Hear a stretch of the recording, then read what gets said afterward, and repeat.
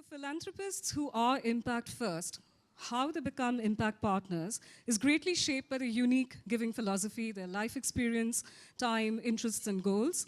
Something that Peter spoke about, I think, resonated a lot with me when he mentioned his origin, how he started out in life, and how that influenced his giving. And I think there are a lot of lessons to learn from most of the givers in this room. So to take a closer look at what exactly influences the mindsets of giving, we are delighted to launch the 2018 India Philanthropy Report, a joint effort by Bain and Company and Dasra that explores the behaviors and mindsets that philanthropists can adopt to increase the impact of their giving. To hear more, we have Anant Bhagwati of Bain and Company. Anant is a partner in Bain and Company's Mumbai office. He leads Bain India's digital practice and is a member of the firm's technology services practice.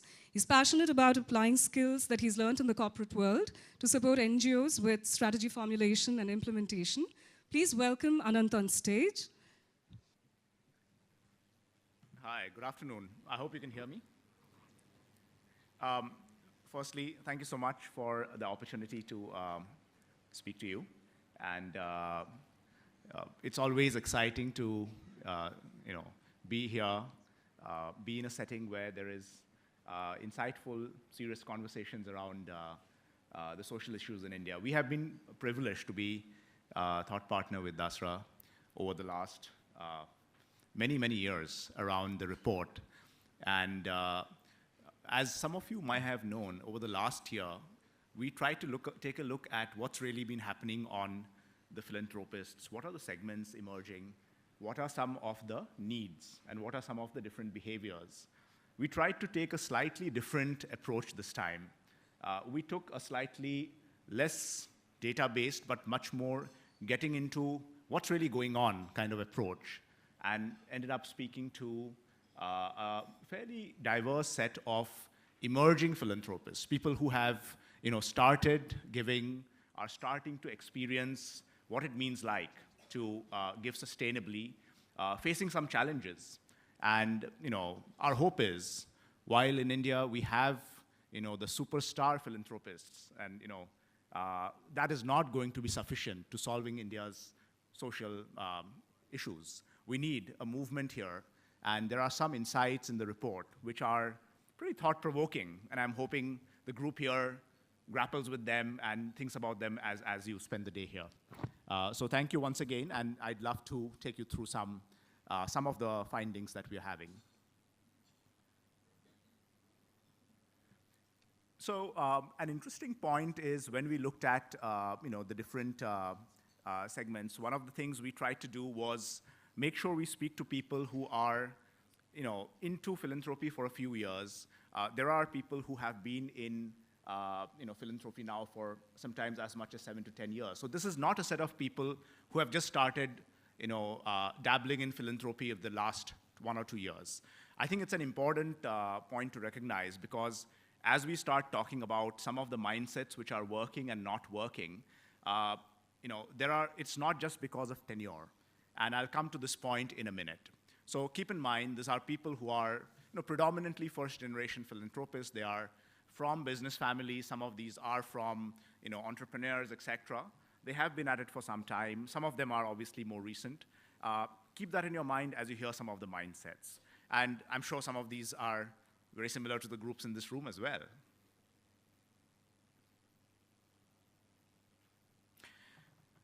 So this to me is the slide which is the one which really set us thinking, which is we would expect that anything to do with India has scale on its, absolutely in the center of itself. Whether it's a problem we're trying to solve, whether it's a social issue, whatever it is. If you take a look a little bit on the graph on the upper side, there's a question which says, how, in your self-assessment, how ambitious is your current goal, right? How ambitious is what you're trying to achieve? Now, please remember, it's great to be, under-reporting and then overachieving. That's great. It's great to under-promise and over-deliver. But the thing which got us a little thinking is, how is it that, overwhelmingly, while people have come a long way, people are not really putting their stake out there and saying, look, I'm going to go for broke. So this set us thinking, saying, look, there are people who are doing philanthropy. There's a lot of positive momentum, but there is something missing. There is something which is holding people back from saying, look, I'm going to take a risk here. I know I may not succeed. I know the problems are immense. Rather than playing something where I'm sure that it'll work and then I over-deliver, I'm going to go for broke on a target which is bold and really solves some of the problems at hand, with the full knowledge that there's a risk that I may not succeed fully.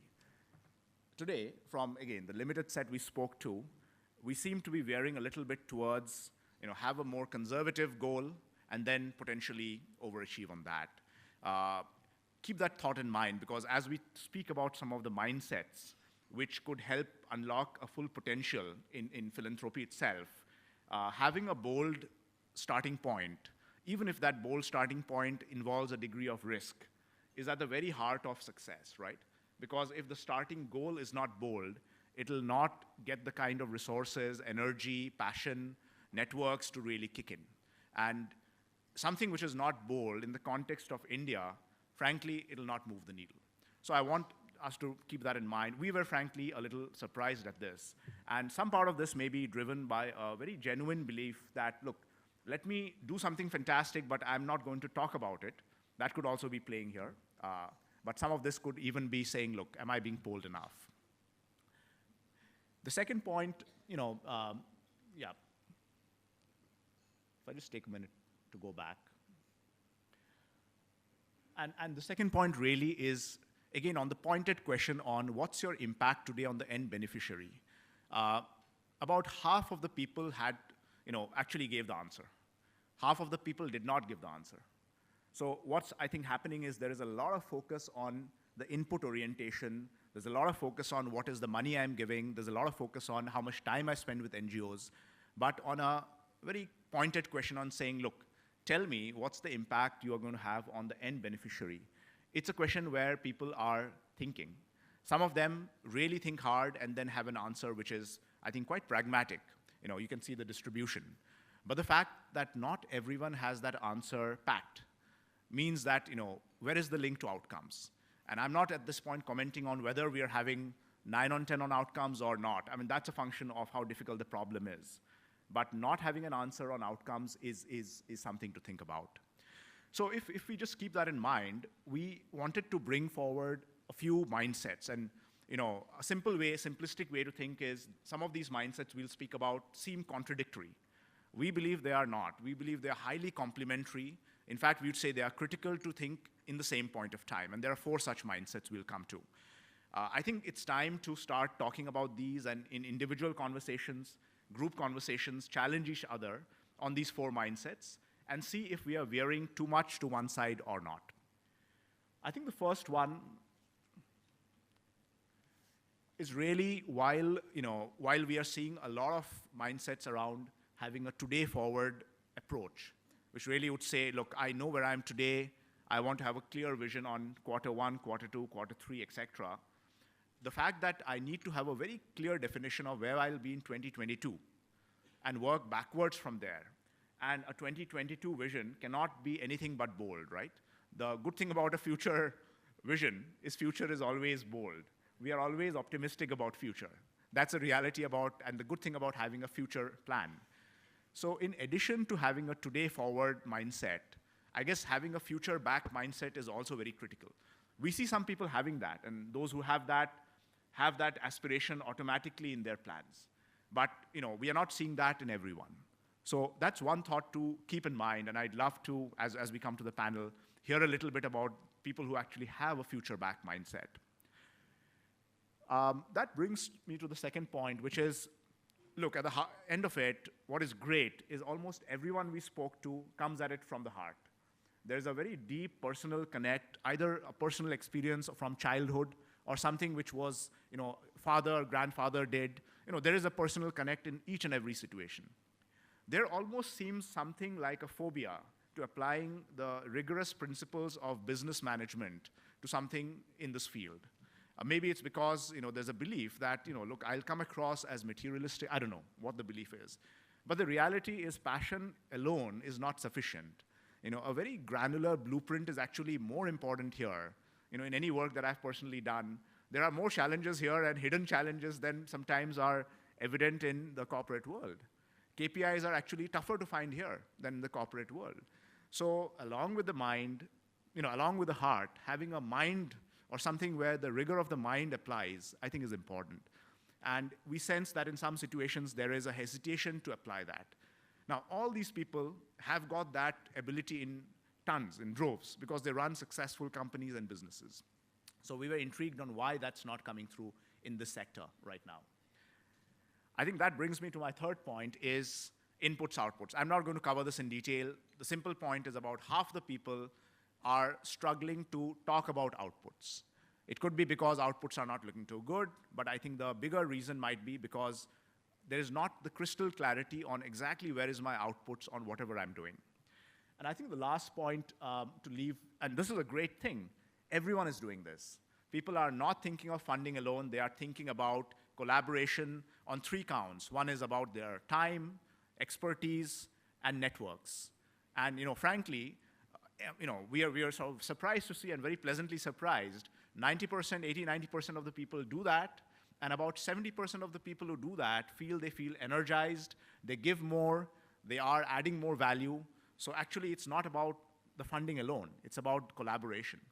So in summary, these were the 3 or 4 mindsets. And what we found interesting was, at a superficial level, they seem contradictory, heart and mind, today versus future, input versus output. But our assertion is these are actually complementary and these are actually critical to do together, because otherwise we cannot get to full potential.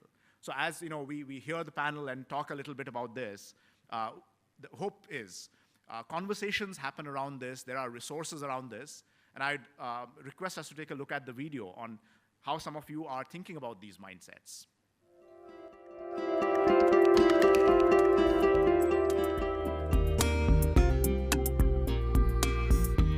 We don't want to be seen as easy check writers. We would like to keep it focused. It also allows us to measure our outcomes, put in goals on the tangibles and the intangibles. That's why we've articulated what we want to do. Ideally, any vision, just like a business vision, should have a purpose, a process, and people and principles. The purpose being, what is your mission, what is your vision? Process is how you're going to get there. And people, who's going to help you to do this? And principles is, what is your relationship between you and the people you're trying to serve? A philanthropic vision needs a combination of the head and the heart. Monitoring what you do is very important to ensure that you get the desired result. However, you cannot ignore the qualitative aspects. I truly believe that one candle can light another. It is as important to go and spend time in an old age home or any other form of volunteering to remember the main reason of why you're doing that, as much as it is to have experts doing due diligence and capacity building. As you are able to observe the impact of your time and impact of your capital, you get more encouraged to be more involved yourself, as well as get others involved as well. If you have the time and the concern, then it's very simple as a business person to define goals and methods to reach them and methods to control performance. I went beyond check writing because I realized that my checks were fairly limited to begin with and I didn't want to have such a limited impact. So one area was of course fundraising, but the second one is using my skills, network and expertise, and I think that has a far higher multiplier impact, and also it's personally more fulfilling too. The only way I can multiply the impact of checks written by me is by providing skills and expertise by which their efficiency of money utilization and how much forward that money can be taken can be multiplied several times over. To me, the value of being so involved in the foundation that we run is it provides a greater meaning to the word profit. Till now, profit meant just, to me and to a number of my colleagues in the office, an adequate return to the shareholders. And And now the word profit means the more we make, the more we can give back to society.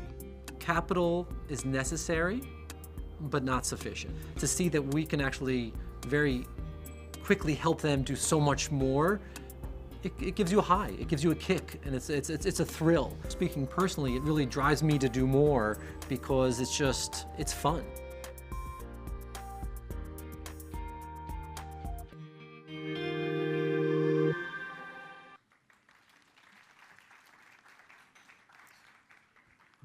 So how do you do this? You know, you heard about 4 mindsets. You know, these sound common sense. Look, you know, end of the day, I guess keeping those mindsets in the back of your minds as we think about some of the decisions is critical. You know, as you flip through the report, there are 4, you know, I just urge you to look at the tops of the columns. I think it's not rocket science, but first, thinking about where you are today, you know, on these mindsets, thinking a little about what's your vision for change, thinking about what's your pathway to change and how to amplify the impact are the 4 things which the report, you know, sort of talks about. There is a, you know, whole host of resources which are available as you think about, you know, the 4 areas. Clearly, you can't read this, but what you'll find is a laminated sheet in the report, which is hopefully a useful, you know, thing you can pin to your desks. But you know, as I conclude this and you know, set up the stage for hearing from the panel, I just like to summarize saying, look, these 4 mindsets are going to help get to full potential. They seem contradictory, they're really not. There are certain practical things which can be done, which we'll talk a little bit more about. And with that, I'd like to really invite very, very interesting panel. Can I request Mr. Dhruv Khaitan, Maya Patel, Amira Chhabra, and Deval to join us on the stage for a panel discussion to share their experiences on these topics. Thank you.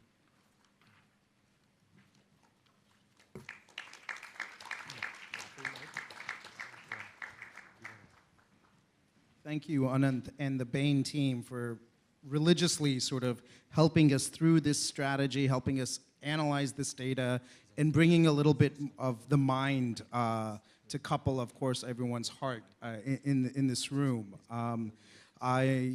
There is actually going to be a quiz in this session, so I want you guys to listen, to read sort of what's in front of you, because it's important for us to also figure out not just sort of where we are today, but more importantly, I think as Bain is suggesting, sort of where we want to be 5, 10, 13 years from now in 2030, and then really working backwards from that. And we're really privileged to have, again, 3 individuals and many, many more that were interviewed for the report to talk about some of their experiences on how they took not just the plunge, but more importantly, how they're grappling with some of these decisions, because they are hard, they are difficult, yet they're needed to really, again, have the billion thrive with dignity and equity. And so with that, I'm going to start with Mr. Khaitan on my furthest. And sir, you've been very ambitious with your philanthropy. You've been also a key sort of advocate of not just bringing money, but also the skills that you have brought for many, many years in your business to the table. What sort of triggered you to make this choice and why? Well, let me begin by saying that after all the intellectualization is over, philanthropy begins and ends with the heart. But between the two, there is a lot of mind. Now, I want to just quote 2 lines from Khalil Gibran's The Prophet, which I'm sure many of you have read. You give but little when you give of your possessions. It's when you give of yourself that you truly give. This, I believe, is a clarion call to many of us potential or existing philanthropists. It definitely is to me. And this is how I began to shape my thinking about what I can do. When I talk about giving of myself, what is that myself which I can give from? I mean, the only thing, perhaps the only thing which I have ever been is an entrepreneur in business, a serial entrepreneur who starts with an idea, develops it like you already know this story, develops it into a team, funds, scaling, vision, collaborations, but last and not least, divestment without emotional attachment, and move on, create a strong entity that other people, given the mortality of life, can carry on. So you are mortality driven, but not the organization. So my approach to philanthropy would be driven by this framework. Now, when I thought that this is the expertise which perhaps I have, I felt that let me, in order to be able to implement it effectively, put together a team of people I have known, colleagues, ex-colleagues, friends, people I know otherwise through networks. And when I've talked to them about giving expertise even without money, I found that almost each of them was eager to be asked this question. It was incredible. I mean, they were just waiting for an opportunity. They were waiting for a platform where they could come ahead and provide this. So, that encouraged me a lot. And I said that now this begins to look like maybe it could work, but I still need those NGOs where this expertise could be absorbed. So I tried to develop, along with these people, some framework for what kind of NGOs would be the kind whom we could work with. Now, given what we had done in the past, we thought we would select those NGOs which were incredibly scalable in concept. Their model was scalable either because of technology or because they were not limited by barriers like real estate. They were not asset heavy, but they were asset light. And these kinds of NGOs, we thought, were more qualified for the expertise which we could offer. And, we worked with Deval and his team to try and identify, and he has introduced us to some NGOs, in particular one, where these factors exist. Secondly, given my obsession and DNA of exit, I felt that, I need to be with an NGO which doesn't want to be in that work as a founder forever. So we had to have somebody who was open to the idea of succession, who was open to the idea of getting involved with government, which can eventually be the biggest stakeholder in any long social change. And the idea which we gave was that, look, why don't we work towards a situation where over a period of 5 years, 6 years, whatever, you can have government as the main operator, as the main funder, and you can create a small technical support unit, so-called, which can then help that succeeding organization with some of the core competencies which automatically government immediately may not be able to absorb. Of course, I need not mention, when we work with somebody, the values have to be shared. We have to have the right values. We must have people who are open, who are not so caught up with their own way of doing things that they resist change, who are willing to do strategic alliances for growth. These were some of the criteria which we looked for and are still looking for before we go ahead with somebody. Of course, we do encourage those NGOs to due diligence us, because that, I think, is very important. And we may think that we are experts in many things, but in reality, what happens is that we have much more to learn than they have. We can only be triggers and catalysts, but that's about all. So we have started with some NGOs on this basis. It's very, very exciting, I can say that. And you asked why I'm ambitious. It's because of what I said. And let me give a small example of what we are doing. We have 2 NGOs. One is in Karnataka, one is in Bombay. And they're working in women and child, both of them, but with very different models. But there's a lot of, both are in the same synergistic field. And we thought this Bombay NGO wants to take its model to Karnataka. The Karnataka people want to spread it nationally too. And there are elements which can be absorbed onto a common platform. So we are trying to create a link between these two.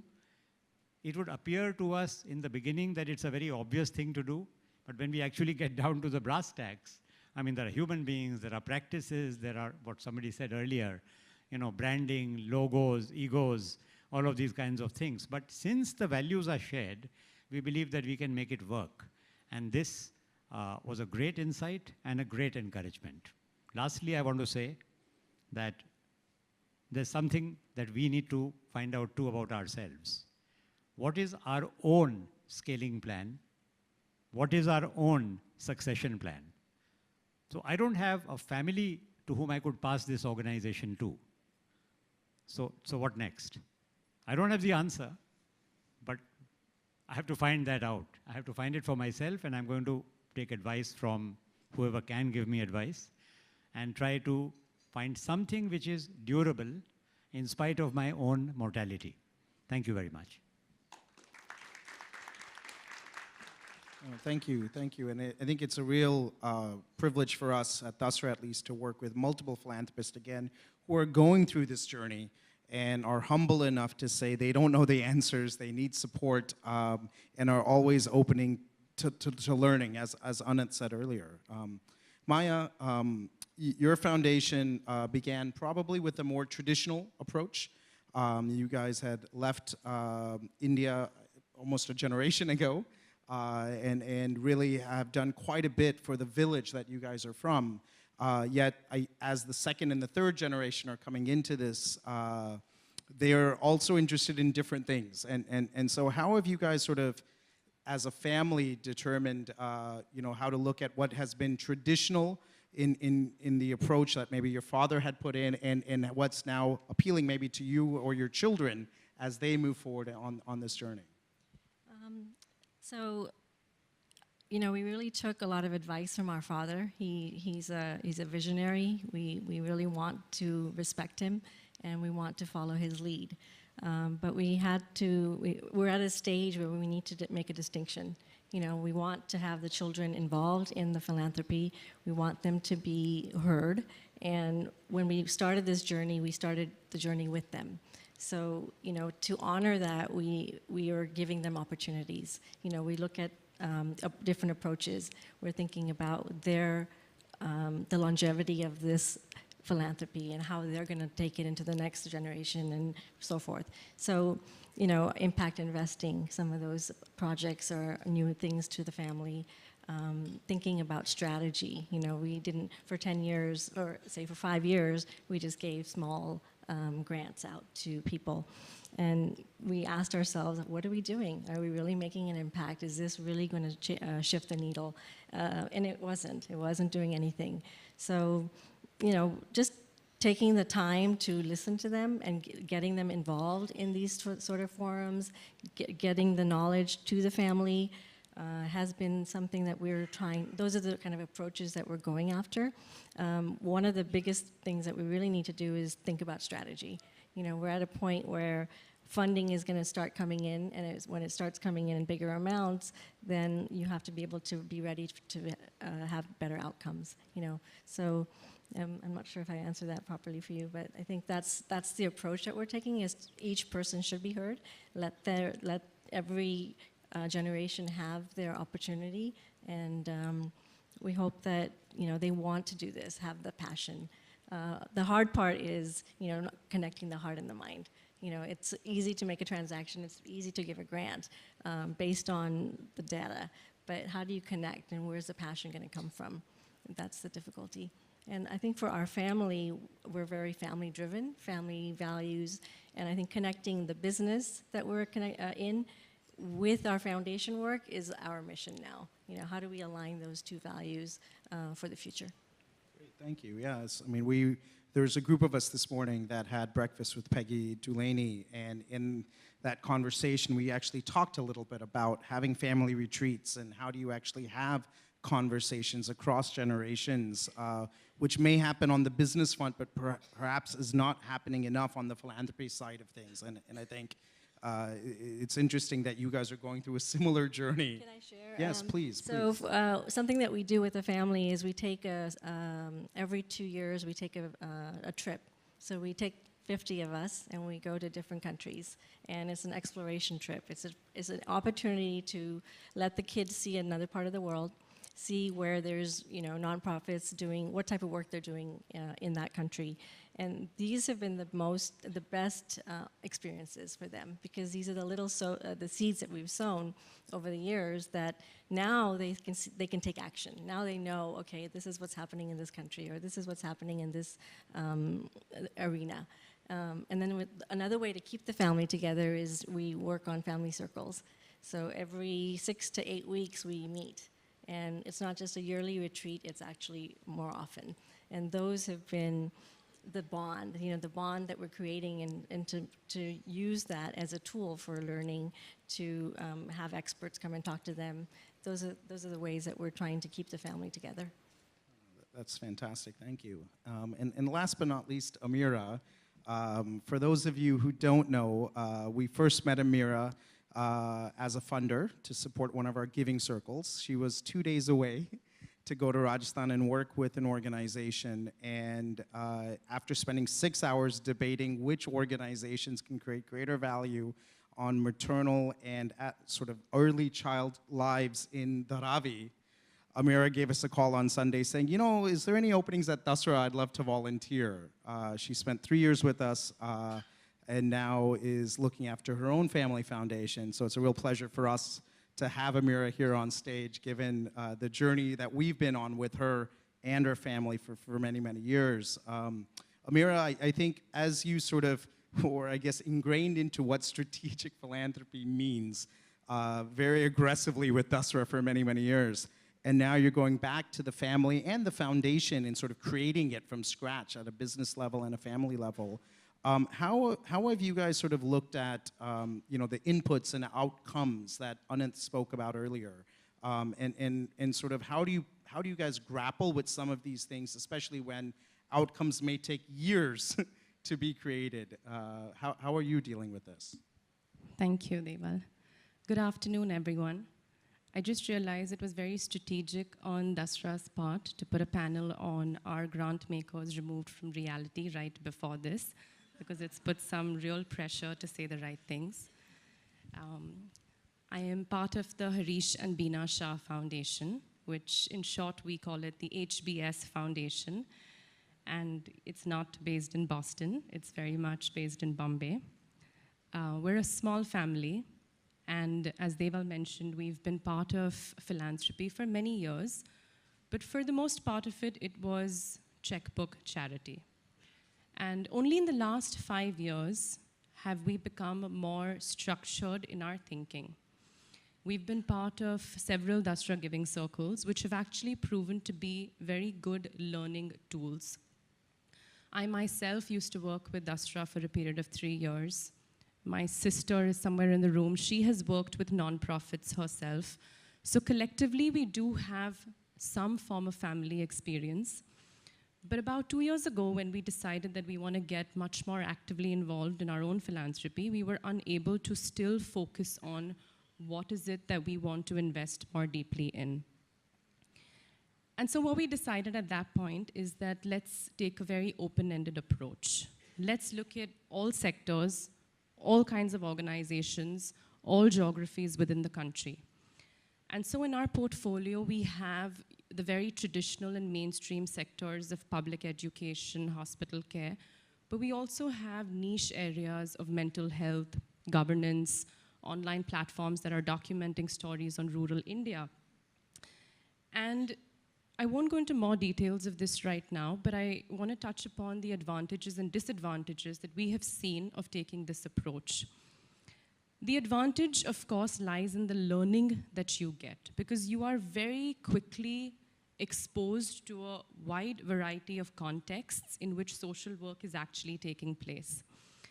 And secondly, it allows you to form networks with a lot of people as well very quickly and learn about different kinds of models that are taking place in the sector. So as I look around, I see so many faces of different stakeholders in this room that we have actually been very privileged to meet and learn from.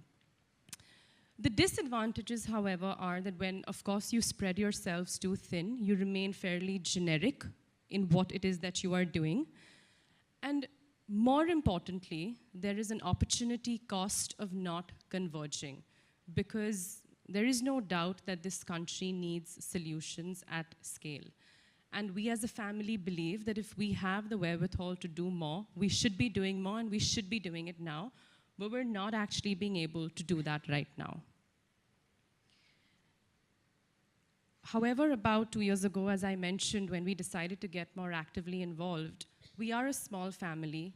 Each of us has a full-time job. Philanthropy is not our full-time job.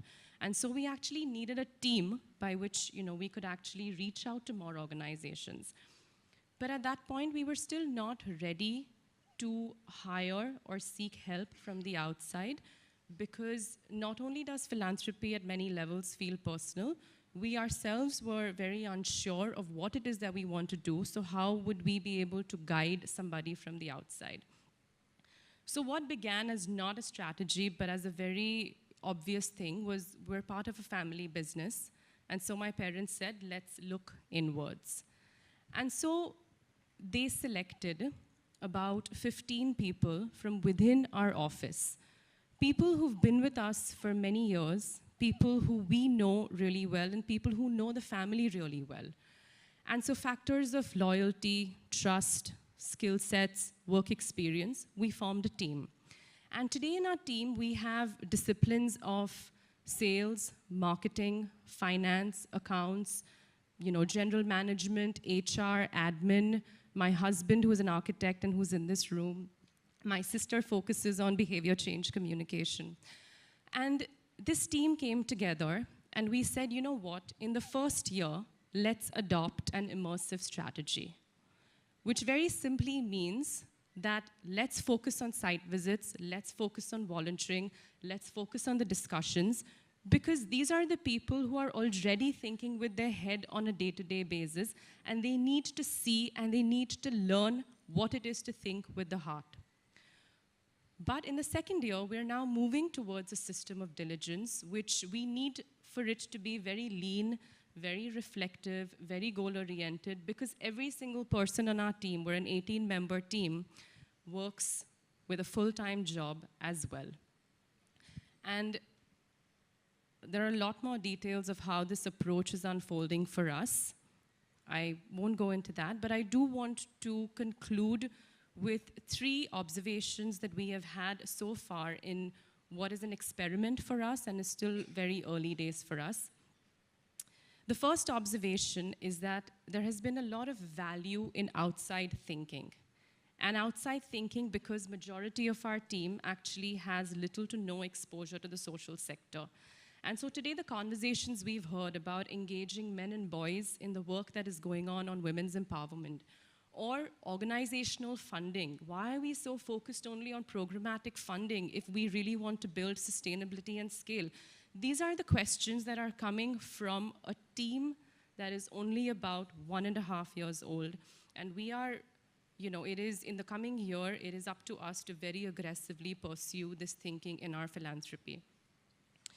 The second, I think, very, very important observation we've had is that people want to do for the social sector. They want to give money, time, whatever it is that they can, but everybody struggles with the how. Show them the door, push them a little bit through that door, and they get hooked. And once they're hooked, I don't feel there's any turning back. And come and meet our team, come and meet every single one of them and see for yourselves not only the fact that they're hooked, but they're actually overwhelmed with the work that they are seeing being done by the nonprofits on the ground. And one of the fears that I actually have is that I'm scared that they're going to want to leave our family business and get into philanthropy full-time. And the last observation that I want to say is, and this I actually hold very close to my heart, is the value of empathy amongst the funding community. Today, as funders, as a foundation, there are very few things that are holding us accountable for the work that we are doing. And I think we all know that traditionally and unfortunately for many years to probably come, the dynamics of power are going to be in favor of those who have the wealth. And therein lies a lot of risk, therein lies a lot of danger which needs to be mitigated. And one of the ways to actually do that is by building empathy at a very early age. And I want to share a last story, which is very simple, but I think it is very profound, which is one of our team members was volunteering with an organization, a very small, unstructured organization, which is a school on a pavement in an upmarket area of Bombay. And he was teaching basic English. And the child sitting across him asked him to explain the difference between good, better, and best. And my teammate said that, good is a Maruti Suzuki car, whereas best is a Mercedes. And the child asked him why. And the thing is that he couldn't explain himself. So when he came back, there was a realization that there is a need to actually understand the context in which we are working before we can go out to think we can change it. And I think that for us is still, again, as I said, early days. I don't know where our philanthropy is going to go. But this is that balance between heart and head, which is extremely critical if we want to be good, effective, or strategic funders in the years to come. Thank you. Thank you. And so we've purposely brought these three panelists together because I'm sure just like everyone in this room, there are different circumstances, different stages that you guys are in different family structures. Whether, though, the takeaway should be you thinking about, number one, is it your networks that you want to rely upon, you need to engage with, you need to figure out how they can get more engaged? Is it the family and giving that exposure in a more, I guess, concerted effort, in a more sort of timely effort and in regular interactions? Or is it your company and the trusted individuals that have helped create your wealth that you want to include in this journey, given that they've done already so much for you? I think regardless of where you stand, going back to the report in our next exercise, you still need to sort of wake up on Monday and make some decisions. And those decisions, again, go beyond whether it's your family, your network, or your business, but it's how are you going to really take things forward, and more importantly, what are you going to do differently? And I say that just because I'm hoping the reason everyone is here on a Saturday is because we're more in the camp of those who are saying we're not as impactful as we need to be, as we saw in that survey. We're not as ambitious as we need to be. And we're not necessarily creating the value of society, that we need to be creating. Again, which all of the participants, or the majority of them in these surveys, had answered. And so with that, I'm going to turn this over back to Anant to maybe take us through an exercise.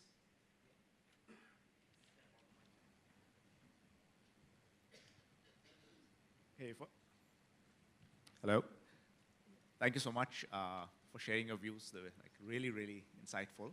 I'd request panel to join the tables, and we have a short exercise for you to,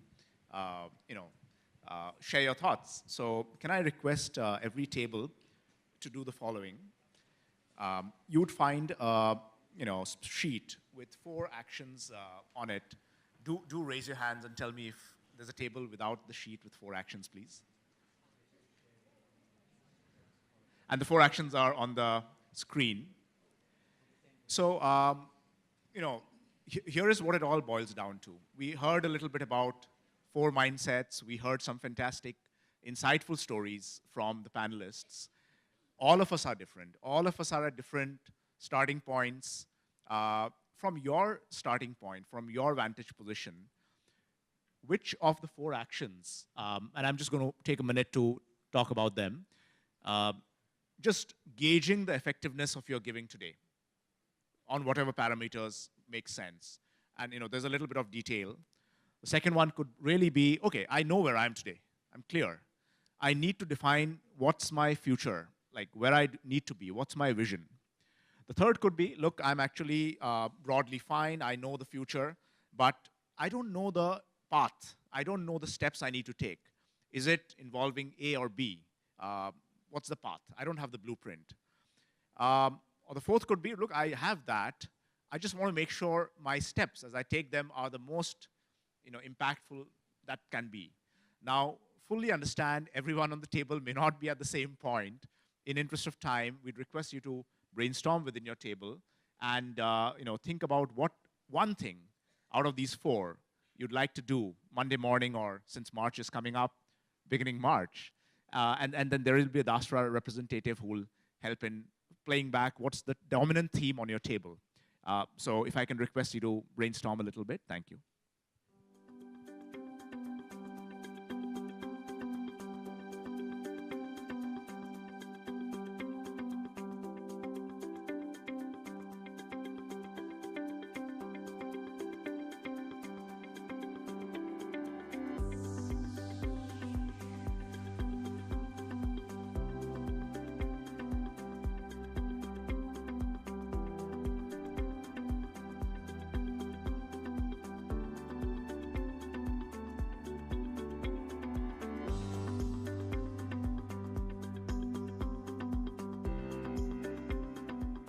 So can I request, I'm sure you have your answer by now.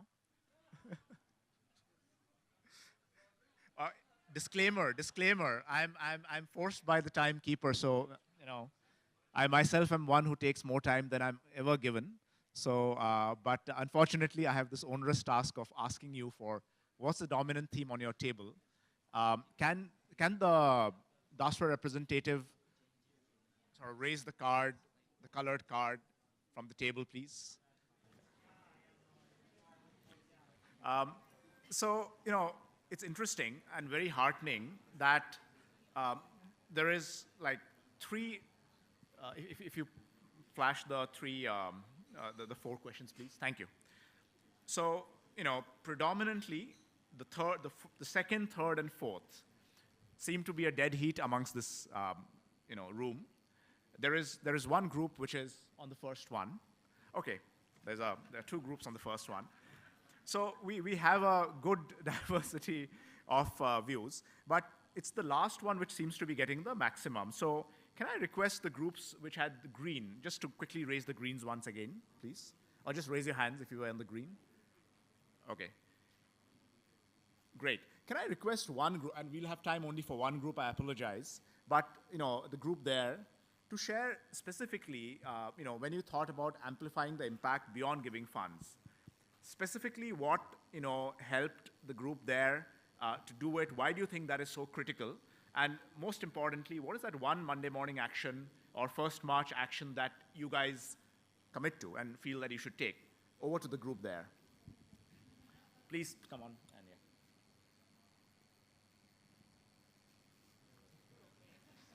I think I shared all my thoughts. So